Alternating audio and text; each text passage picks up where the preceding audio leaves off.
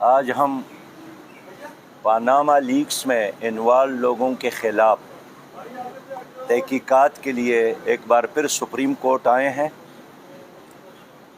2016 میں Panama leaks کے حوالے سے بین الاقوامی میڈیا میں خبر آئی تھی کہ پاکستان کے 436 لوگوں نے اپنے ملک میں دولت لوٹ کر یہاں غیر قانونی کمپنیوں میں چھپا کے رکھا ہے۔ اس وقت بھی جماعت اسلامی پٹیشن لے کر سپریم کورٹ آئی اور پھر سپریم کورٹ کے کمیشن نے ایک آدمی کے خلاف فیصلہ تو دیا، اور اس کے خلاف فیصلہ آنے کے بعد جماعت اسلامی نے پھر پٹیشن جمع کی کہ باقی لوگوں کے بارے میں بھی اسی طرح تحقیقات کیا جائے، کمیشن بنایا جائے اور تمام اداروں سے معلومات لیا جائے۔ لیکن ہماری اس پٹیشن پر فوری کارروائی نہیں کی گئی، اور اب ایک طویل عرصہ کے بعد ہماری یہ تاریخ آج ہی لگی تھی۔ آج بھی فاضل عدالت کے سامنے ہم نے اپنا موقف رکھا کہ جماعت اسلامی احتساب چاہتی ہے، اور سب کا احتساب ہم چاہتے ہیں، اور جماعت اسلامی اس ملک میں کرپشن کے خلاف اپنی جدوجہد کو جاری رکھے گی، ایوانوں میں بھی، چوکوں اور چوراہوں میں بھی، اور عدالتوں میں بھی۔ اور آج ہمارے بات پر عدالت نے مزید 1 مہینہ اور بڑھایا کہ ہم دوبارہ اس کو سنیں گے۔ میں اس کو تو اپریشیٹ کرتا ہوں، لیکن میں سمجھتا ہوں کہ اس وقت بھی ملک کا سب سے بڑا مسئلہ کرپشن ہے، اور کرپشن کی وجہ سے پاکستان مقروض ہے، کرپشن کی وجہ سے ہر پاکستانی مقروض ہے، کرپشن کی وجہ سے ہماری معیشت تباہ ہو رہی ہے، اور معیشت کمزور ہے، صاف پانی نہیں مل رہا ہے، نوجوانوں کو روزگار نہیں مل رہا ہے، بچوں کی ایک بڑی تعداد ہے جو تعلیمی اداروں سے باہر ہے۔ ہمارے ہاسپٹلز تو ہے، لیکن وہاں غریب آدمی کے لیے علاج کا انتظام نہیں ہے۔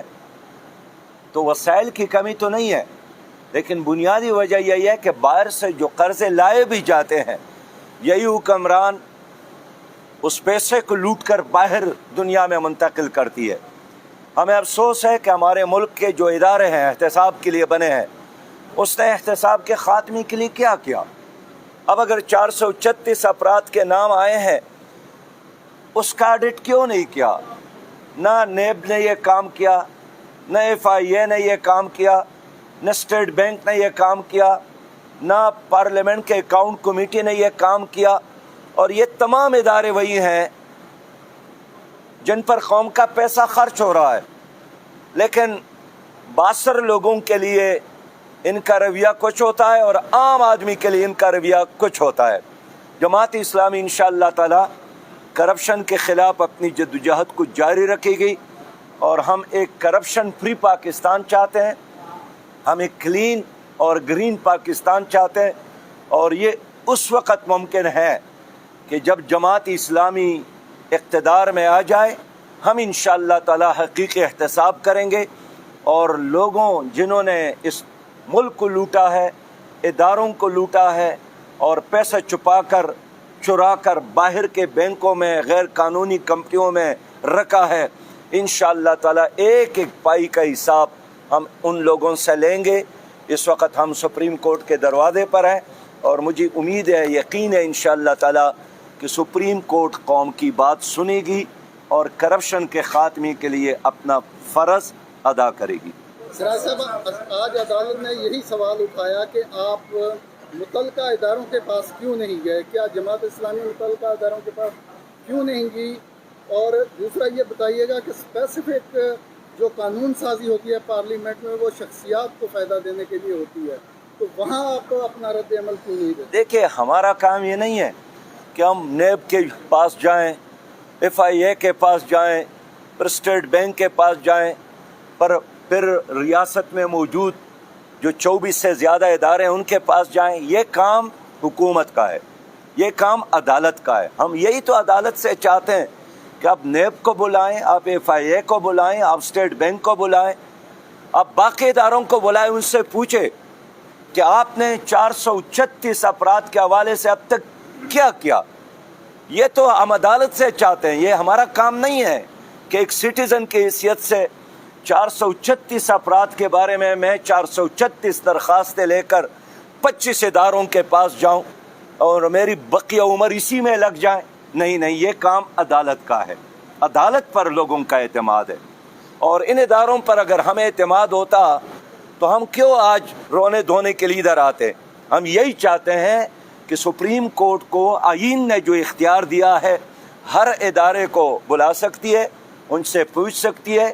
اگر وہ اپنا فرض پورا نہیں کر رہے ہیں آئین اور قانون اور ضابطے کے مطابق تو سپریم کورٹ ان اداروں کے بارے میں بھی فیصلہ کر سکتی ہے.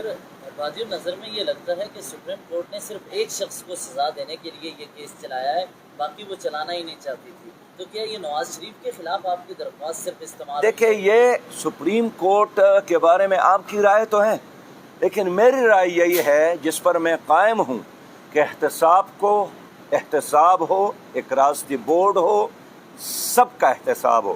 میرا کل بھی یہ نعرہ تھا کہ سب کا احتساب ہو, اور آج بھی میرا نعرہ یہی ہے کہ احتساب ہو, اور یہ نہیں ہونا چاہیے کہ میرا چور زندہ باد اور آپ کا چور مردہ باد. چلیں.